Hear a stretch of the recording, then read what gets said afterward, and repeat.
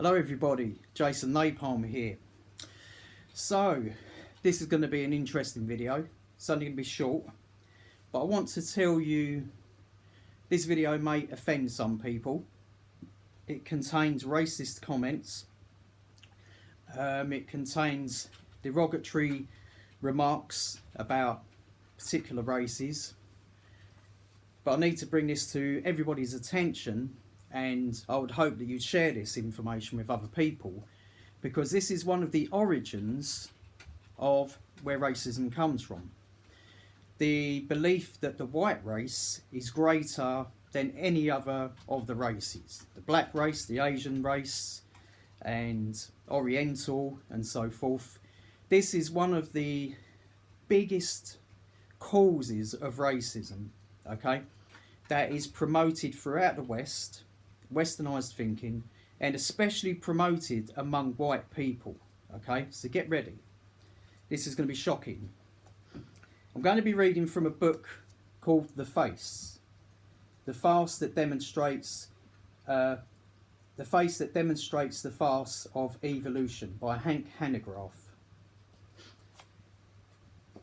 Evolution isn't just a theory, a harmless theory. It's a very destructive belief and a very evil belief, as we're going to see, and especially responsible for atrocities such as the World War II Holocaust caused by Hitler, and racism that's prevalent today.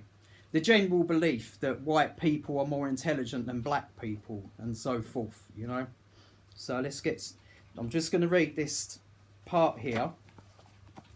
This is called Racism. There's a picture of a Down syndrome boy there, because that comes into play. So this is what it says. Roe versus Wade is not the only ghastly consequence of the recapitulation theory. Racism is another. This point is amplified by none other than Stephen Jay Gould, who notes that recapitulation served as a basis for Dr. Down in labelling Down syndrome as mongoloid idiocy.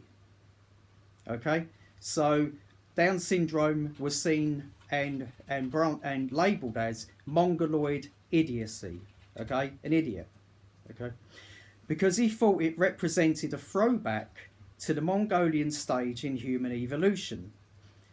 So this is an evolutionary belief that ties in with evolution, that a person who has Down syndrome is actually an unevolved human being. He is a throwback to the Mongolian stage in human evolution. Tragically, as Gould points out, the term mongoloid was first applied to mentally defective people, because it was then commonly believed that the mongoloid race had not yet evolved to the status of the Caucasian race. Dr. Henry Morris underscores the horror of this racist notion by noting that recapitulationists not only believe that human embryos recapitulate the evolutionary history of their ancestors, but some, like Haeckel and his disciple Adolf Hitler, used it to justify the myth of the Aryan superrace, destined to subjugate or obliterate other races. Hitler actually used evolutionary teachings to justify killing disabled people and races that were not white, such as the Jews and other nations. In their view, a Caucasian human infant had to develop through stages corresponding to the lower human races, hence the origin of the term Mongolism, before becoming a fully fledged member of, as Hitler would call it, the master race. It is incredible to think that in light of such evidence, evolutionists such as Windsor, an American ambassador, Sagan, a successful scientist, and Schneur, the chairman of a skeptic society, would champion or support and approve of recapitulation.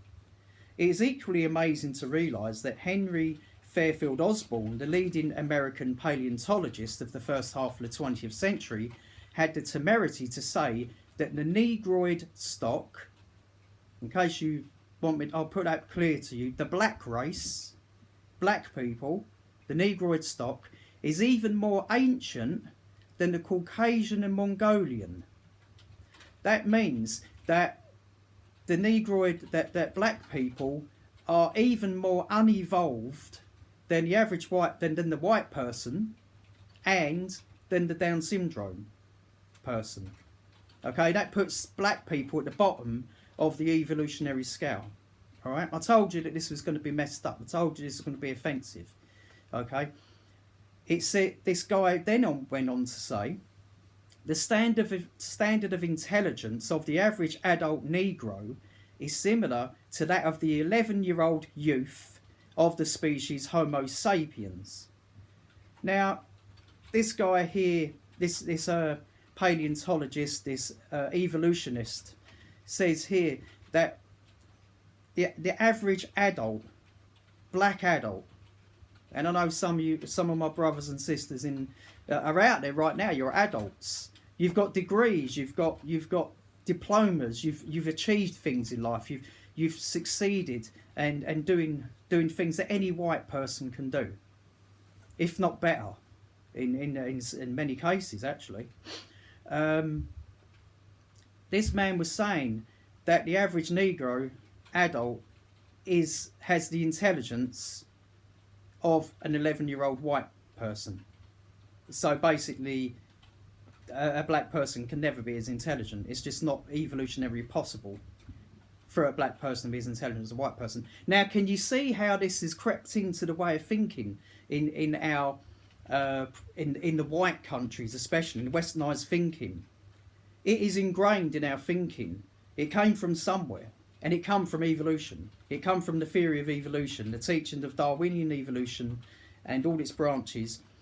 That is the cause why white people in general, unlearned white people may I say, automatically assume they're going to be more clever than a black person. If there's a room full of people, they're going to put the black person as less intelligent and the white person at the top. And we know it's a load of rubbish. It's just ridiculous. But it is based on this. I don't see anywhere in history where people have that where it's been taught throughout history, other than the evolutionary teaching, that black people were ever less intelligent than white people. On the contrary, the cradle of civilization, when Adam and Eve were created, they were not white. They would have been dark-skinned. Okay? And then from their dark skin came white people. If anything, white people are below the so-called evolutionary scale of dark-skinned people. Okay, of dark-skinned people. And so it's all twisted. It's been turned upside down, hasn't it? Okay, as we know, Jesus wasn't a white-skinned, blonde-haired, blue-eyed man. He was probably as dark as a Palestinian. He would have been around about that colour. So again, the belief that dark-skinned people are of lesser intelligence than whites, unless you know different, I can't think of anywhere in history where that has ever been spoken of, apart from Darwinian evolution. Okay? Now it says creationists can only be grateful that Gould had not followed suit. In an article titled Dr. Down Syndrome, he decries recapitulation's responsibility for the racism of the post-Darwinian era. In his words,